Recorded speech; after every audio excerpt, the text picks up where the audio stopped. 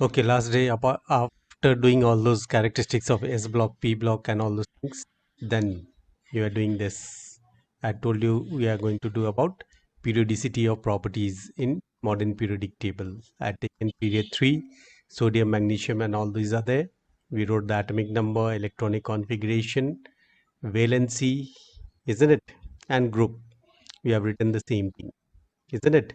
Now, when I take this, we talked about atomic number from left to right. You can see here what is happening.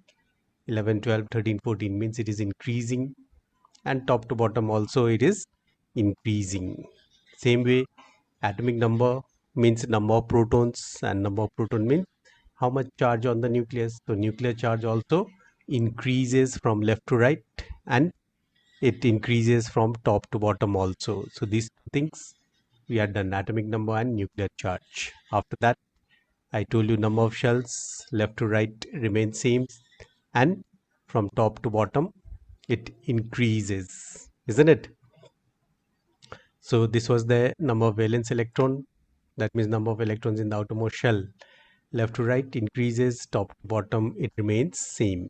And valency, we had seen it increases then decreases, and then it remains same as we go downwards. These things we are done. So now we'll go to the main properties which we have to do now. Clear? So the properties which you have to study, uh, what are they? We'll see those things. The first one we'll talk about is the size of atom. Uh, if you consider an atom, then in an atom, what you have? You have a nucleus at the center, isn't it? Outside this nucleus, what you have? You have orbits, and these orbits will contain electron, isn't it? So from nucleus to the outermost shell, whatever is the distance from the nucleus to the outermost shell, this may be the outermost, or this may be the outermost, wherever the outermost is, from nucleus to the outermost shell, if you take that distance, then that distance we'll call it atomic radius. Since atoms are taken to be spherical, clear, atoms we say it is spherical, and since it is spherical, what you can say, the distance from the nucleus to the outermost shell where you have electron, till there, whatever is the distance, that distance we'll call it atomic radius. And since it is spherical, as the atomic radius increases, the size of the atom will also increase, isn't it? If you take a sphere, then the volume of the sphere changes with the radius. As the radius is becoming bigger and bigger, the volume will also increase. In other words, the size of the atom will also increase. Clear? So that you have to know. Now, when I take this, then in this case, this size of the atom, when I take, then how to find this atomic radius? When I'm saying radius is very easy to know, but atoms, they're never found freely. You take any atom, you never find the atom in free state. So the outermost, whatever outermost electrons we have, they are always in the combined state. Except for noble gases, they are generally in combined state. And since they are combined, then in that case, what will happen? How to know about the radius? Because it has already combined with other elements, isn't it? So for that, we'll see how we can find it out, and how do we see these things. So here, the very first thing what I'll give you is, I told you about atomic radius. And what is this atomic radius? I've already told you. You should be knowing this atomic radius is uh, the distance from the center of the nucleus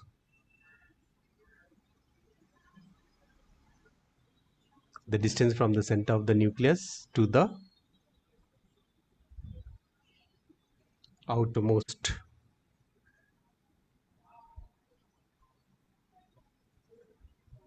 outermost shell of electron. So this is a distance. I told you this distance, to find it out directly is not possible because they're always in combined state, and that's why this atomic radius, when we calculate in different ways.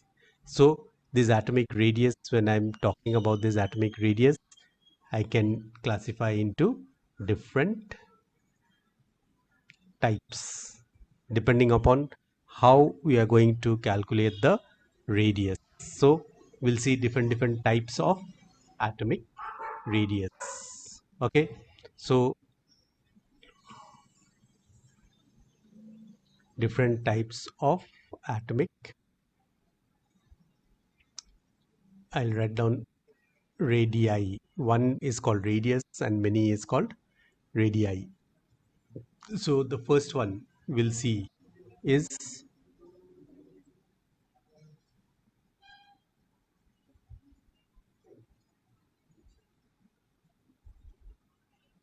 covalent radius.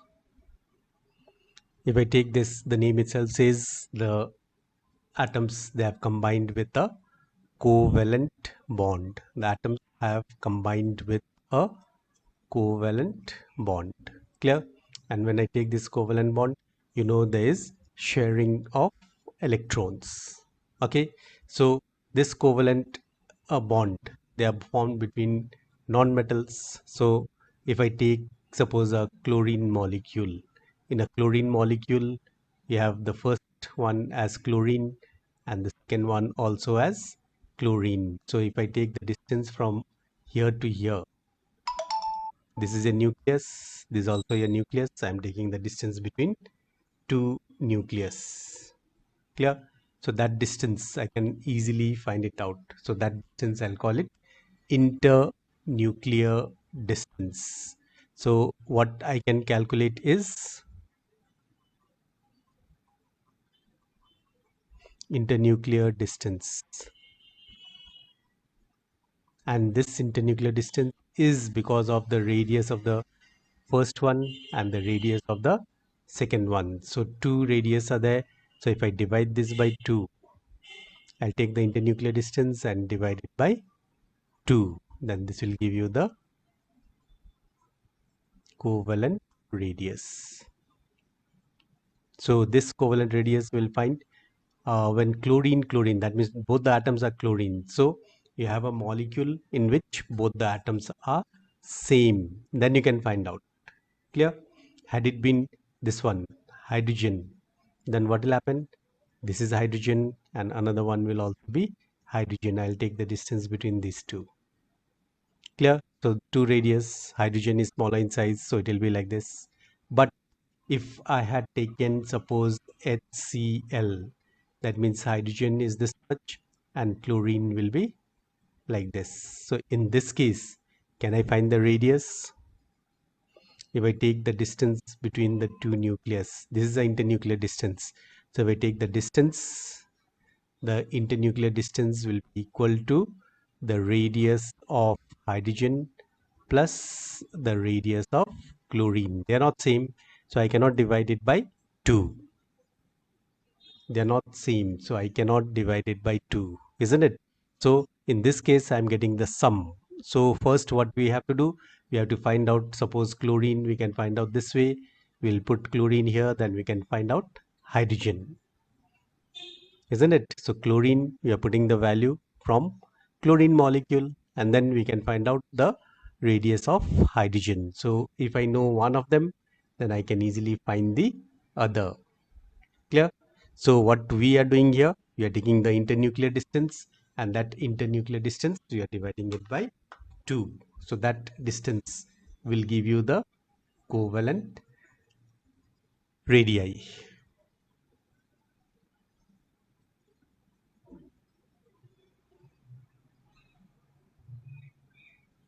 Is it clear? So here in between you have a shared pair of electrons. So when I say covalent radii, it is the distance from, you can see here, we are starting from the nucleus, isn't it? And where are we ending? We are ending at the shared pair of electrons. So if I say define covalent radii, this is how you calculate it, isn't it? Internuclear distance, you find it out and divide it by 2. That is a calculation. Now, how to define it? What will I say? To define it, it is the distance from the nucleus to the position of the shared pair of electron. There's a sharing of electron, isn't it? So that sharing of electron, whatever is the uh, distance from that shared pair of electron to the nucleus, that will be called uh, covalent radius. Is it clear?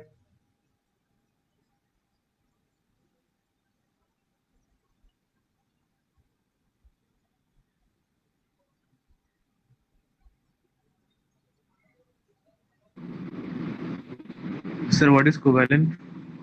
Covalent radius. Okay, so I'll tell you the definition. You all write it down. Covalent radius What's of the meaning, sir? Meaning of covalence, sir?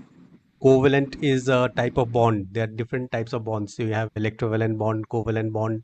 Clear? So when you are talking about covalent bond, then in that case, two atoms, they share a pair of electron. They share Okay, sir. a pair of electron. Look here, I'll show you here. Suppose A and B are going to combine. Clear?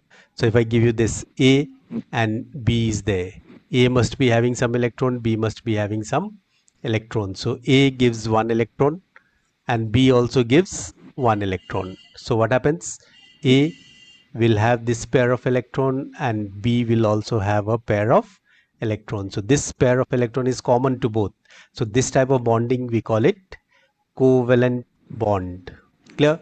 So this two pair of electron, not two pair, these two electrons, one pair of electron is the thing which is common to both of them, isn't it? Since it is common, what we have to do, we have to take the radius from here to here, the common pair of electron to the center of the nucleus. So you can write down, suppose the definition is asked, then what will you write down?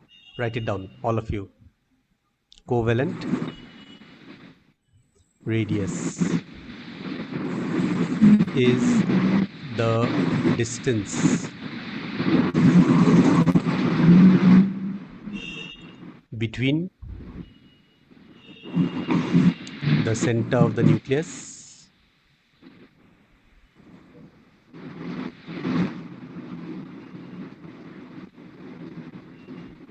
between the center of the nucleus and the mean position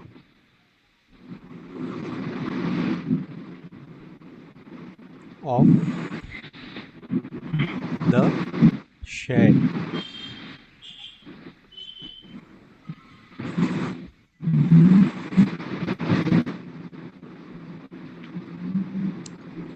mean position, we are saying, because the position we are taking the average position. Mean means average position of the shared pair of electron between the atoms or bonding the atoms.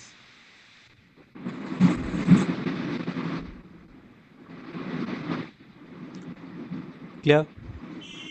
So this is your covalent radius. How to calculate it? We can calculate it by taking the internuclear distance and dividing it by 2.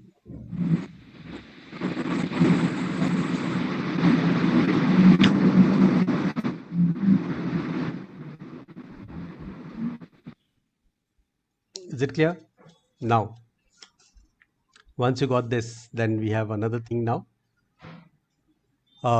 This is for covalent compounds, isn't it? And covalent compounds means non-metallic compounds. Non-metallic compounds, they form covalent bonds. But suppose I take a metal, then a metal does not form covalent bond. So since that is not forming a covalent bond, then in that case, how will you get the radius of that, isn't it? So I told you there are different types of atomic radii. One was covalent, the other one, if I take, then the other one is for metals, clear? And that for metal, that is called metallic radius. So we have the next one,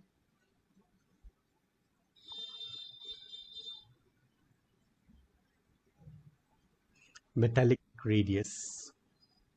Now if I take a metal, suppose I take copper metal or sodium metal or any metal, then generally what will be there? You have only one type of atom, and that is the atoms of the metal, isn't it? So if I take any metal, any, then there are many atoms. So these atoms are also arranged, but there's not only one, but many atoms. They're arranged in different directions like this way. So copper, then this all will be copper, copper, copper. Copper metal means only copper atoms will be there.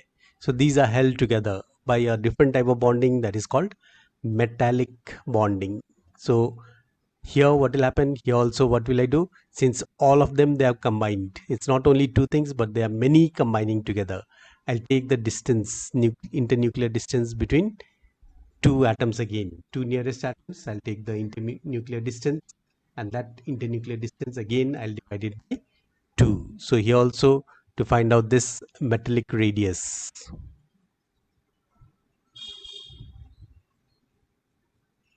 I'll take internuclear distance,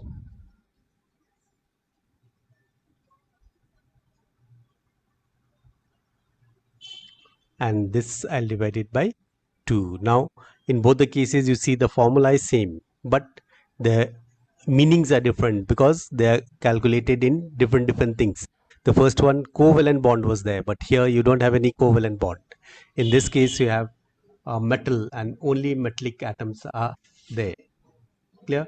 So here what we are doing, we are taking the internuclear distance, we are dividing it by 2. That means any two neighboring atoms of the metal in a metal lattice, when the metal we are taking, then all the metals are like this, isn't it? The metals, all the particles will be like this way. Only copper, if it is a copper metal, only sodium, if it is a sodium metal, all will be same. So this arrangement, this is called crystal or metallic lattice, lattice.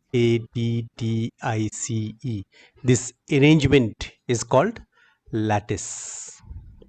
Okay, since it is found in metal, you can call it metallic lattice, isn't it? So how will you define it? Metallic radius, how will you define metallic radius? Is half the internuclear distance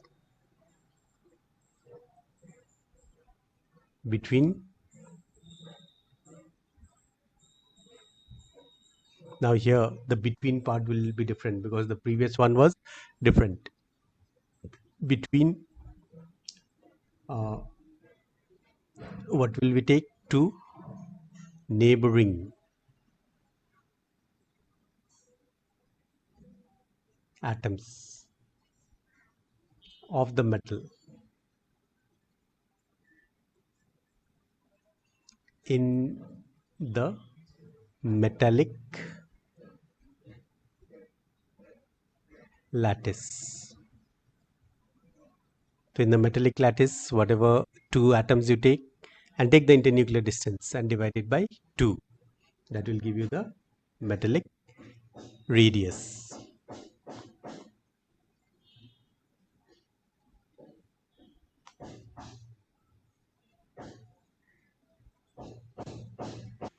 Here you don't have any problem because whenever we take this metals, a particular metal means only one type of atom is present.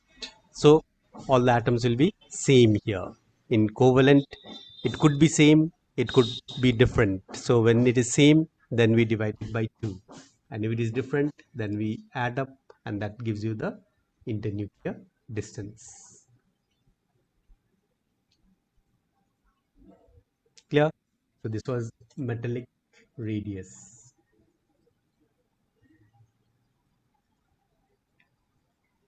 Then you have one more type when they do not combine at all. Suppose you take noble gases. So in noble gases, they're not combining only. So since they're not combining, then how will you find the radius? Isn't it? So in that case, we find a different type of radius, and that different type of radius, I can call it.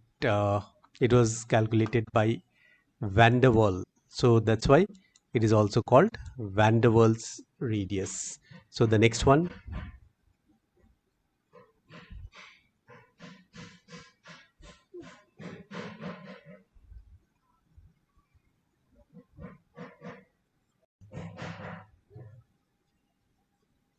Van der Waals radius. Now this Van der Waals radius is, again we have the process is same, but in this case what will happen? They are things which may not be combining. So what we do in that case, we take the substance, we decrease the temperature, or will cool it so that it becomes a solid. So once it is a solid, again it will form a lattice. A solid means the particles are compact, and since the particles are compact, they'll form a lattice. And when it is a lattice, then we take the distance between the two nucleus, and then we divide it by 2. So here also we are taking the internuclear distance and dividing by 2, but we are taking any substance. It's not a metal or any other thing, it can be a non-metal also.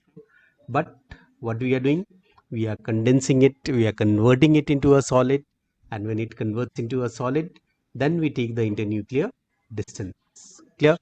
So Van der Waal radii, if I take, uh, how will I define it? So Van der Waal radii, I can define it like this way. Van der Waal radii is one half the internuclear distance between between the nucleus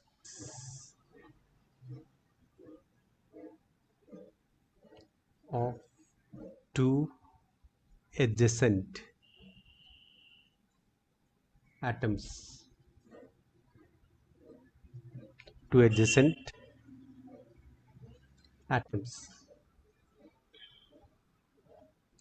uh, of a substance. Both the substance has to be same,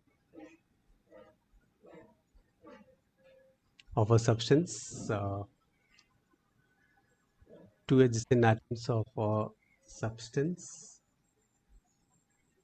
mm, belonging to two neighboring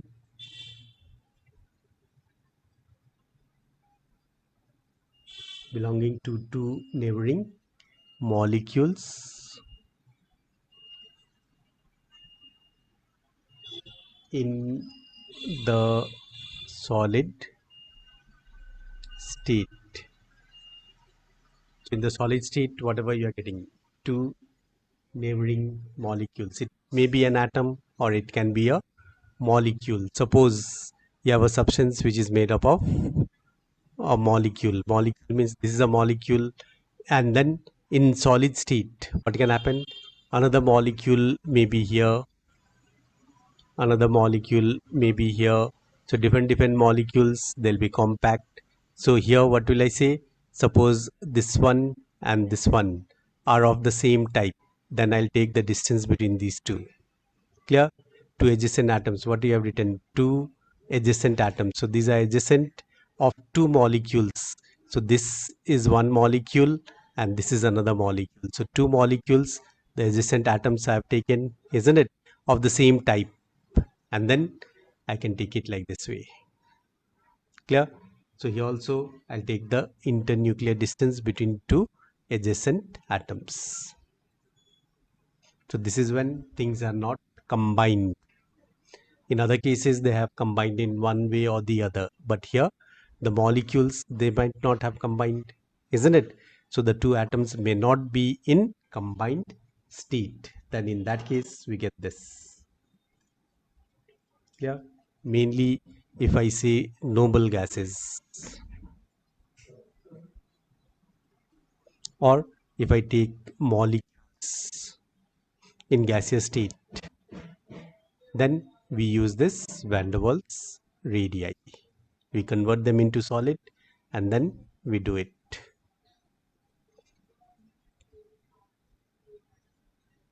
So if they are gases, we do all these things.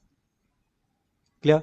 So metallic radii and van der Waals, you have done two of them. Clear? Let's take the next thing now. These things will vary now, isn't it? So how does it vary? So now we'll see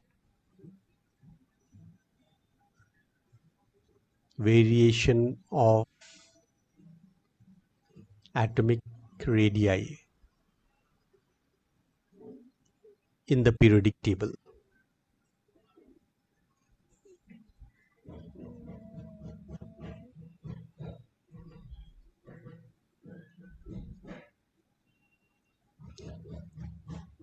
How does it vary? If I see this in class 10 also, you have done something. So what can you say?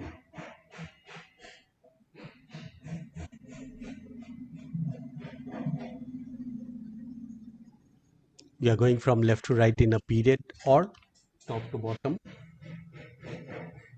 in a group. How does it vary?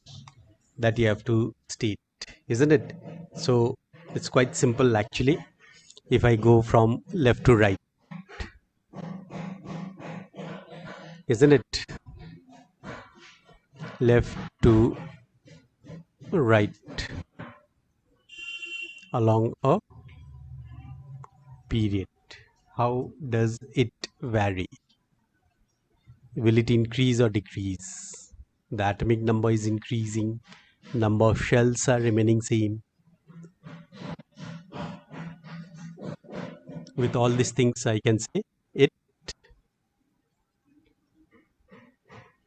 decreases. That means if this is the first one, next one will be slightly smaller, smaller, smaller, smaller. It will go on like this. Why is it decreasing now? There's a particular decrease. So the main reason which I can say is because nuclear charge increases. We saw as we are going from left to right, the nuclear charge is increasing, and at the same time, I can say number of shells remains same. Since the number of shell is remaining same, the distance between the two should not change, isn't it? Now, what actually happens is the nuclear charge is more, means the number of protons at the nucleus is more, atomic number is increasing, number of protons are more, so the nuclear charge will also be more. And since the nuclear charge is more, the attraction on the electron will be more, isn't it? And that's why what will happen, since the attraction is more, the electron slightly moves towards the nucleus. That means the radius will decrease. So you can see here, I'll just give you an example. If you say sodium, then in case of sodium, what you have, 11 protons are there, isn't it? And then whatever is the shells, we'll see the shells. Okay, what happens here is these electrons in different shells, isn't it?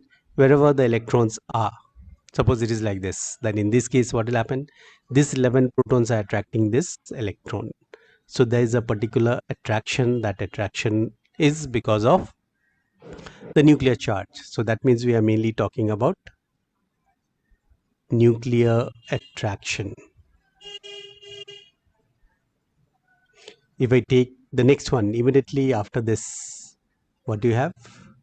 12 protons, that is magnesium. The electrons, if I compare, then here also you have the same number of shells. Electron is here, isn't it? And this electron is also attracted by the nucleus. Now the nucleus has 12 proton. So in the first case only 11 proton was attracting it. Now 12 proton is attracting it. So which will be closer? The attraction in 12 proton will be more, and therefore the electron will slightly shift towards the nucleus, and hence what you can say, it is going towards the nucleus means the size is decreasing. If I go to the next one, after 12 you have 13 protons is attracting the electron. Wherever be the electron, 13 protons are attracting. So number of shells are not changing. There was 3, it is remaining 3, isn't it? The shells are not changing, but the nuclear charge is increasing. Since the nuclear charge is increasing, the attraction of the nucleus will become more, and therefore the electron slowly comes closer to the nucleus. And since it is coming closer to the nucleus, the size is decreasing. Understood? Any problem? You'll see this. These are quite simple only. And if I take the other way, if I had gone this way now, if I have taken this way, then what will happen? Top to bottom down the group.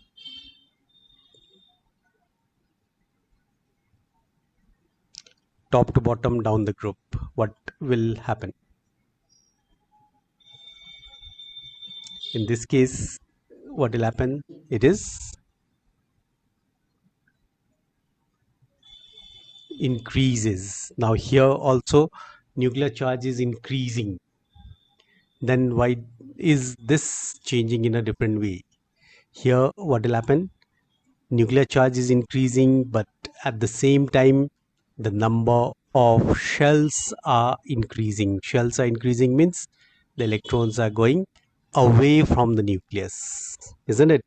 Because number of shells are increasing.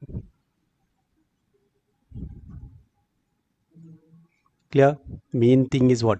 In the first case you have nucleus and one orbit. In the second case you have nucleus and two orbit. In the third case you have nucleus and three orbit. Although the nuclear charge is increasing, if I take the first one, it had one proton. Here it had 3 proton. Here it will have 11 proton. The number of protons are increasing, but the distance is increasing, and since the distance is increasing, the attraction of the nucleus will become less. So distance dominates here, and therefore as you are going downwards the size goes on increasing. So these factors you have to know. Clear? Number of shells were same from left to right, that's why it went on shrinking. Whereas in top to bottom, the number of shells are increasing, isn't it? Okay, so these differences you'll learn it how they are changing from top to bottom and left to right. Clear? This will be using at different places. Here, mainly when we talk about atomic radius means covalent or metallic radius, because the third one, van der Waals radius, is mainly for things which are not yet combined. Clear? And if you compare the three radius, metallic radius, then covalent radius and van der Waals radius, which will be the largest according to you? Which of them will be the largest?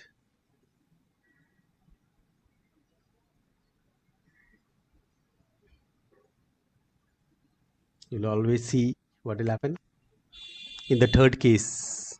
Van der Waals one, they are not yet combined, so they won't be as close as the previous one. So always remember van der Waals radii.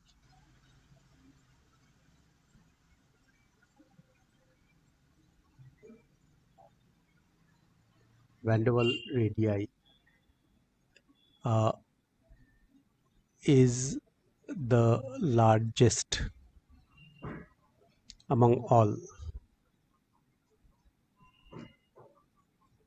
metallic, covalent, and van der Waals. So van der Waals will be the largest. Covalent is smaller, metallic slightly bigger, and then you have the largest, that will be van der Waals. Because in case of van der Waals, they are not yet combined.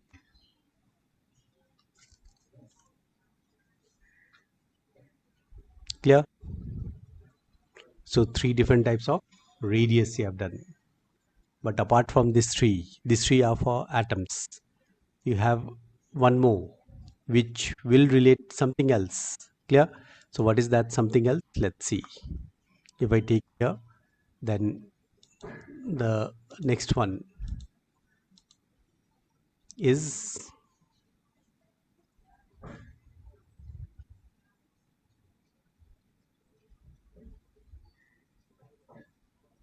ionic radius. Now, these ionic radius are different from atoms. Atoms, they are neutral, but ions, they are not neutral. They are charged. And since they are charged, the radius will completely differ from the actual atom. Actual atom, suppose I say sodium, sodium loses electron, it forms sodium ion, which is positively charged. So size of sodium and sodium ion, they are completely different from each other. So sodium, will call it the parent atom, and uh, sodium ion, since it is positively charged, we'll call it cation. So same way, chlorine and chloride ion. Chloride ion is negative.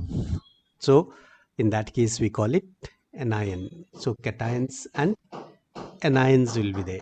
So these cations and anions, how do they vary? Their size according, we'll first compare it with the atom, and then we'll compare it with other things. Clear? So the very first thing, what will happen here? Look here. A very simple thing which I tell you is, suppose I take sodium. Sodium was 281. If you see the old configuration only. This one, suppose it loses an electron, then in that case it becomes, okay, in that case it becomes Na plus, that is only 2 and 8.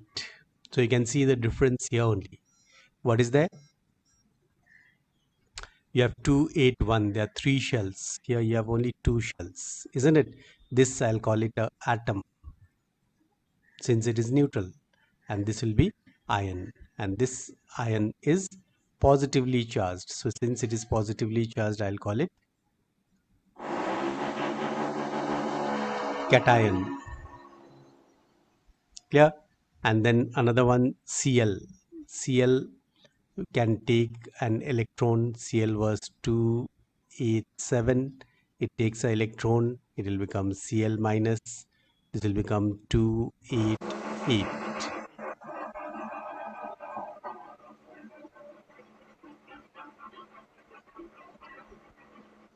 Atom was neutral. Chloride ion is negatively charged.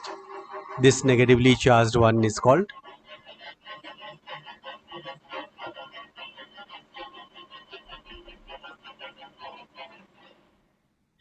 anion. So you have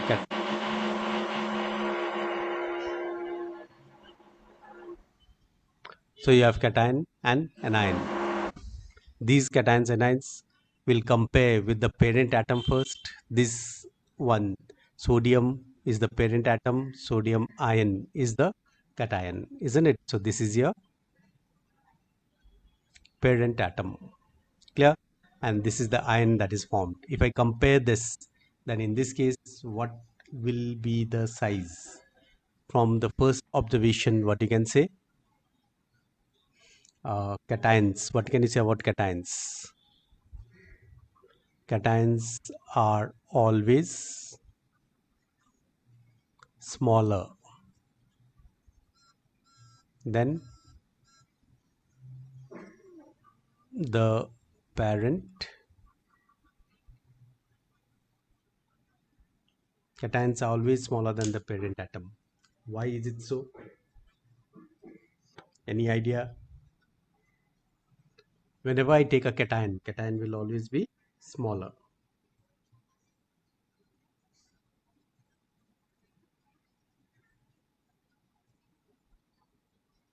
Why is it so? You can see I told you just now also number of shell is decreasing. That is one of the reason, isn't it? And another thing you can say is the effective nuclear charge will increase. If you take the first one, what is happening? You have what is called, suppose I take magnesium now. Magnesium is 12 protons, isn't it? If you take the shells, then in shells you'll have it like this, 2 8, and then it has 2 electron. So this 12 proton is attracting this electron which is here outside, isn't it? How many electrons will be there? You'll have 2 8 and 2, isn't it? So altogether 12 is attracting 12. Clear? Now the next time what will happen, if one electron is lost, then proton remains the same. Electron, what will happen to the number of electron? This will be 2, this will be 8, and now you have only one. So you had 2 electrons attracted by this, and now that electron is not there, this is attracted. That means 12 protons are attracting here, isn't it?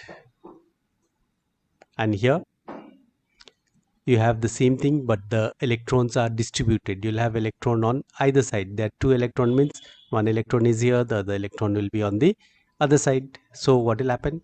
From either way a small amount will decrease, but here what will happen? There's only one electron. That electron, the attraction will be more. So what will happen? This becomes positively charged. This whole thing is positively charged, and since it is positively charged, what will happen? The effective nuclear charge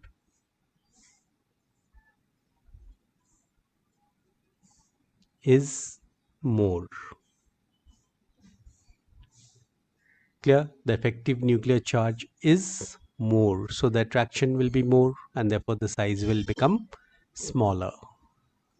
And if I take sodium one, then sodium, the shells are only decreasing, so it has to decrease.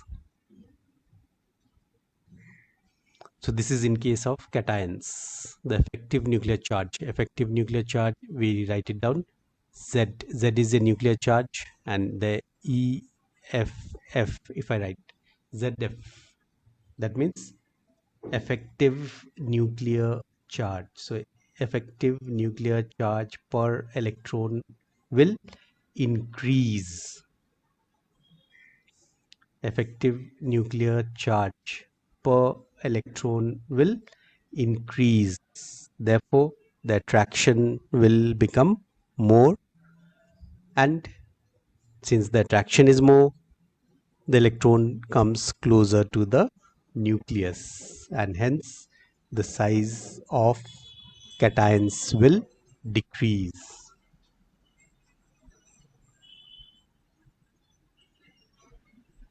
Clear? If I take the anion now, in case of anion, what is happening? Clear? So if I take anion, then anions are always larger than the parent atom.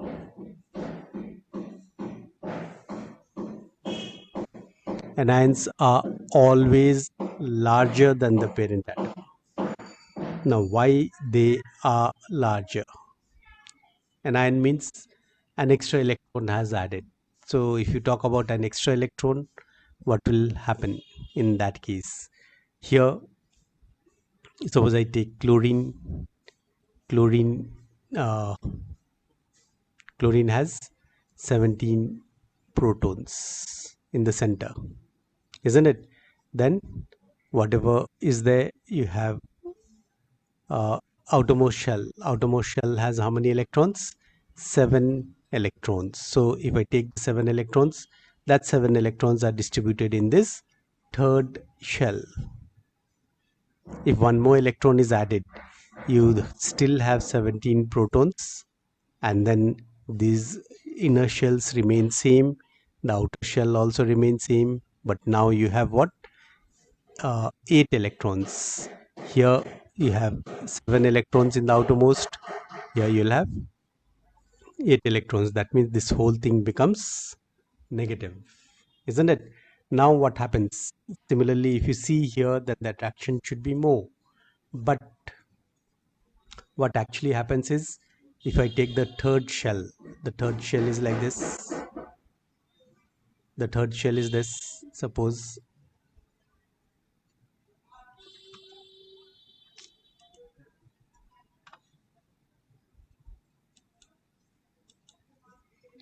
if I say the third shell, then the third shell is this one. Look here.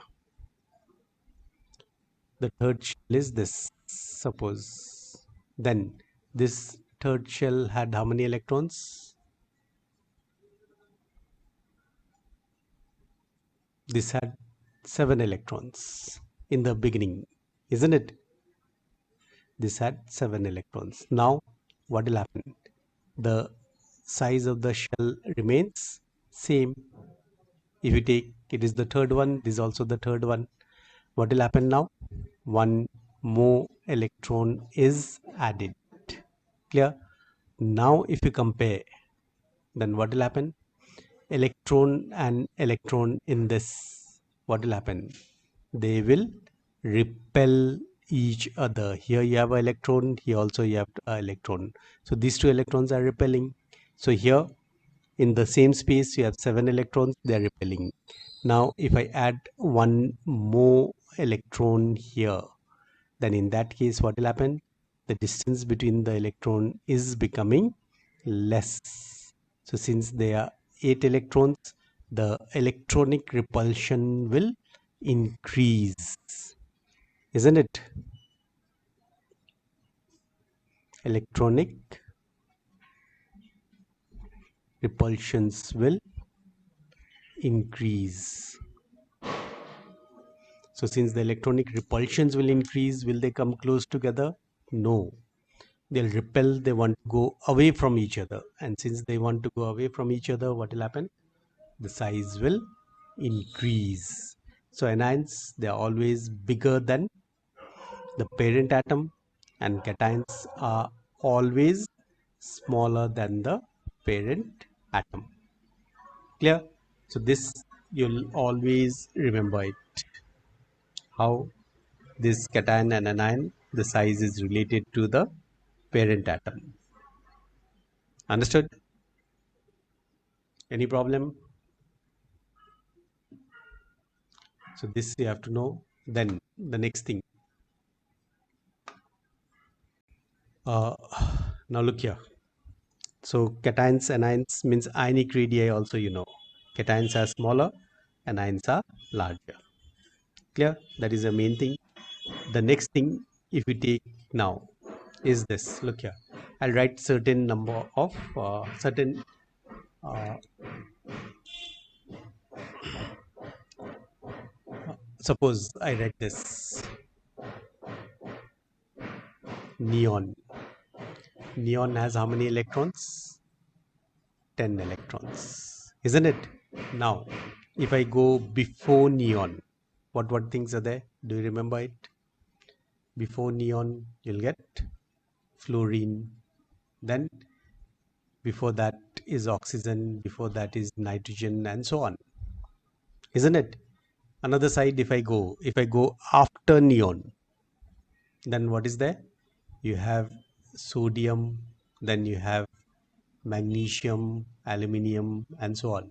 So if I take this is 10, then this will be 9, 8, 7, isn't it? And if I go this side, 11, 12, 13.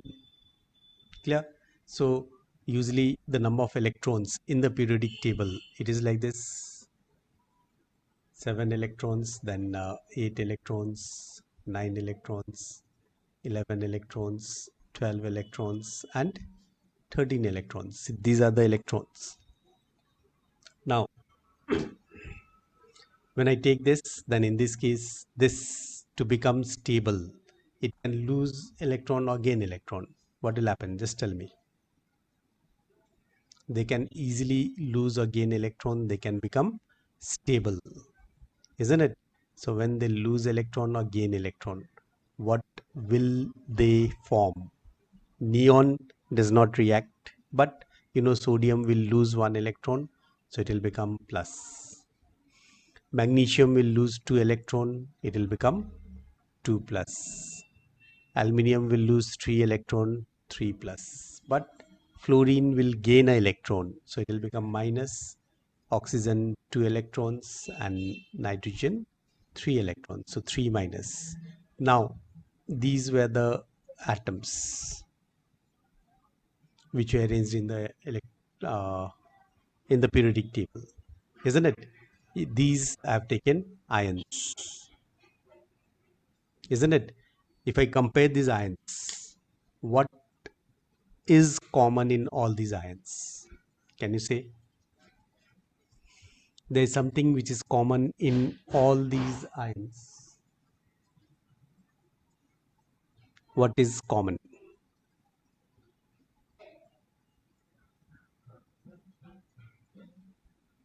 What is common here?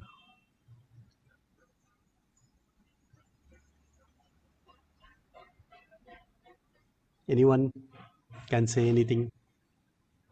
What is common in N3 minus O2 minus? I've given you the hint there only. Okay, I'll ask you another way. If I say how many electrons do they have? Each species have how many electrons? Just let me know. Each one has how many electrons? Sayanthini, how many electrons for nitrogen?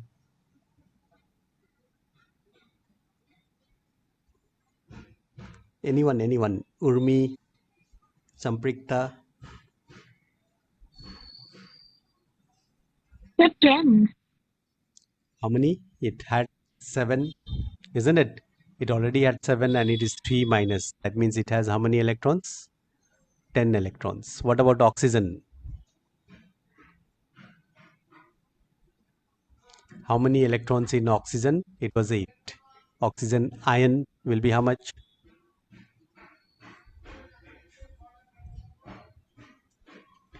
O2 minus means what? O2 minus means it has gained 2 electrons. It already had 8, now it is gaining 2. So how much? It had 8, now it has gained 2. So how much? So how many? Hurry up. This will again be 10, isn't it? It had 9 and 1 minus sign means it has gained 1 electron. So this will also become 10 electron. What about neon? Neon is already 10. What about sodium? 11. It had 11. Now sodium ion. Na 1 plus electron. 1 electron less. So it will be how much? 10. What about magnesium 11, 10 electron. and now aluminium? 10 electron. So what is common in all of them? 10. They have the same number of electron. All these species, whatever is written, either it is a cation or anion, isn't it? All of them, they have the same number of electrons. So these type of species which we have, what happens? These are called isoelectronic species.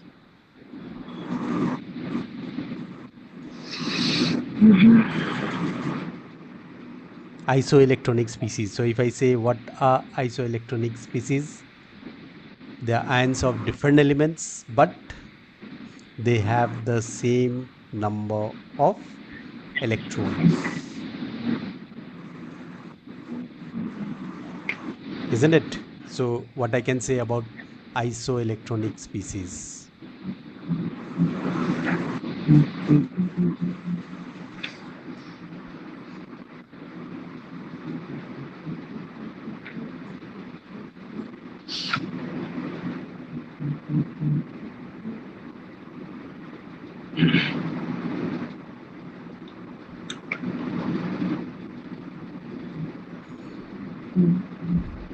Okay, isoelectronic species are ions of different elements, isn't it? Which have the same number of electrons.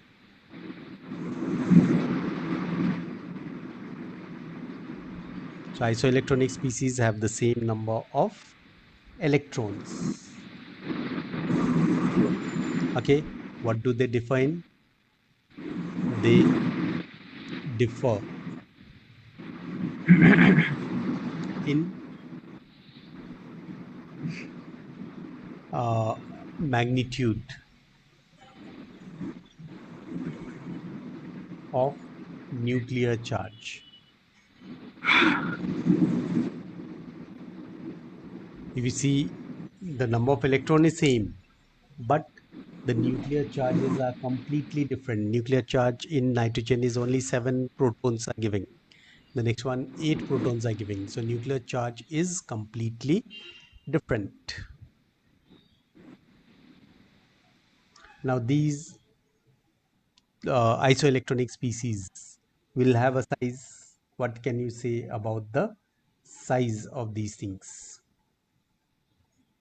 Nitrogen, oxygen, fluorine, if I compare the size, what can you say about the size of these species?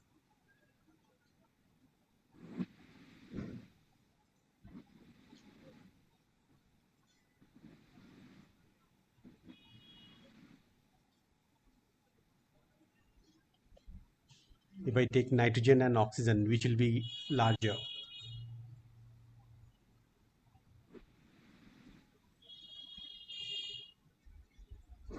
Which will be larger? Just now you did about cations and anions, isn't it? Here, if I take, since they have the same number of electrons, what I can say, uh, uh, I can just write down this. Look here. Which will be isoelectronic species. The size of positive ions in the size of positive ion decreases with the increase in charge. As the charge increases, the size of the positive ion will decrease. Clear? And same way, I can say size of the negative ion increases with the increase in negative charge. If the negative charge is increasing, the size of the ion will increase. So if I compare the size of whatever isoelectronic species I have given, what will it be? If I compare the size of all these isoelectronic species, nitrogen, oxygen, fluorine, and all those things, What can you say about the sizes? Which will be the smallest and which will be the largest?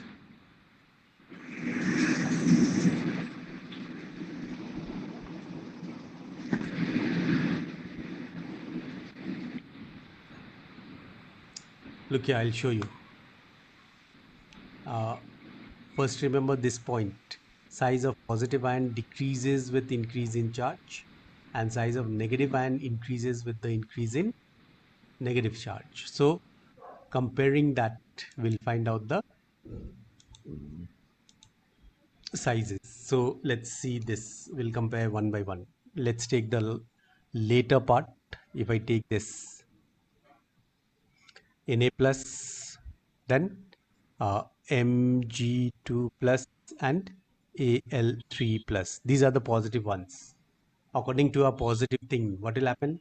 The nuclear charge, or you can say the charge of the ion increases, the size will decrease. Clear? Size of ion decreases with the increase in positive charge, you can say.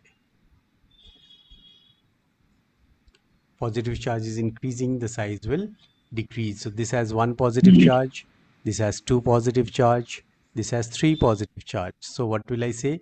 This one will be, sodium will be bigger than this, and this one. This is about your size. Then we had the other one, N3 minus, O2 minus, and then F minus. If I compare the size of this, what will you see? These are negative. So size of anions increases with the increase in negative charge. So negative charge is -3 here, -2 here, -1 here. So negative charge is more here. So this will be the largest. So what will it be? Your order is again this, isn't it? And one last one, uh, if I say F minus Ne and Na plus, if I take these three only, one neutral, one positive, one negative, all of them, they have the same number of electrons. So isoelectronic species, number of electrons, what will happen? Which is bigger?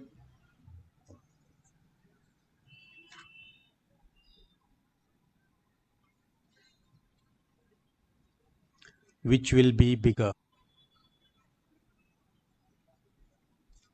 You can see here the fluorine. Fluorine is anion. So anion, this is atom, and this is just before this we had done size of cation and anion. Cation, the size becomes smaller, anion, the size becomes larger. So this will be bigger than this, and this is bigger than this. So this is how you get it. Clear? So if I combine all of them, what will I get? As the charge is increasing, I can see here N.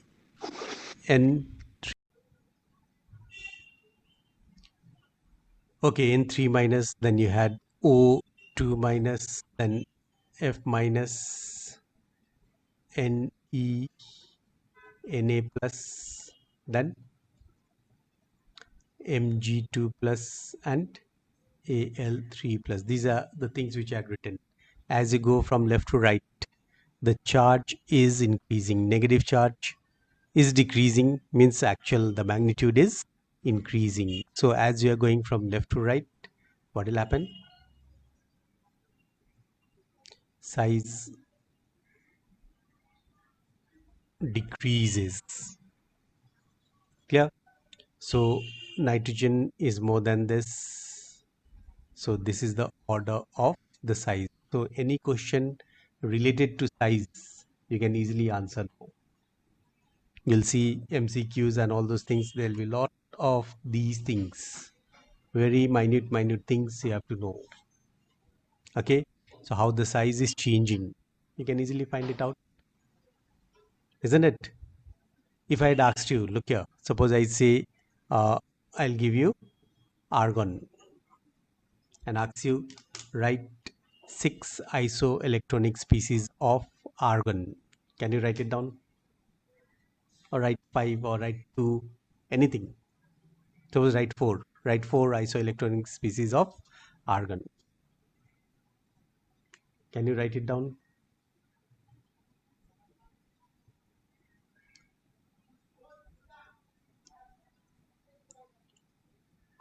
Write four isoelectronic species of argon. What will it be?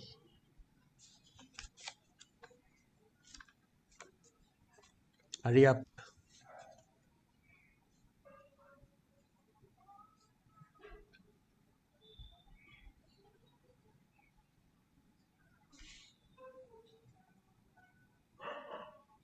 To find out the isoelectronic species, you just have to form ions. You know the things which are coming before and after this argon, isn't it? If I take argon, then argon is how many electrons? 18 electrons. So if this has 18 electrons, the next one is potassium will have 19, isn't it?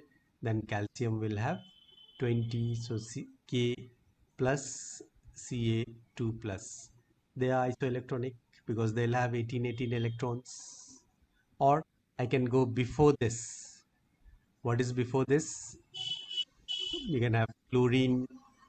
Before chlorine is sulfur. Before sulfur is phosphorus. So anything you can take. In this case, chlorine has 17. That means one more electron. It will become 18. Sulfur, two more electron. Phosphorus, three more electrons. So this way, if I go on adding, then these all are isoelectronic species. And if you asked about the size, you can easily state the size. See the charges. Positive charge is more, the size is smaller. Negative charge is more, the size is bigger. Understood? So size plays, the charge plays a very important role in the size of the atom. Understood? So this is very important. Clear? You'll see whether you are here or whether in your JE, any IIT or any other thing, these isoelectronic species are very important. Clear? The size and other things, how they differ and all those things that you have to know. Clear? So today we'll do up till here. All these points, whatever I've given you today, related to size and different types of radius, they are very important. Learn them. Okay? Go through your NCRT book. You'll know easily what things I've taught you. Understood? So go through all these things. So we'll end up the class here only. Thank you, all of you. You can leave one by one. Thank you, sir.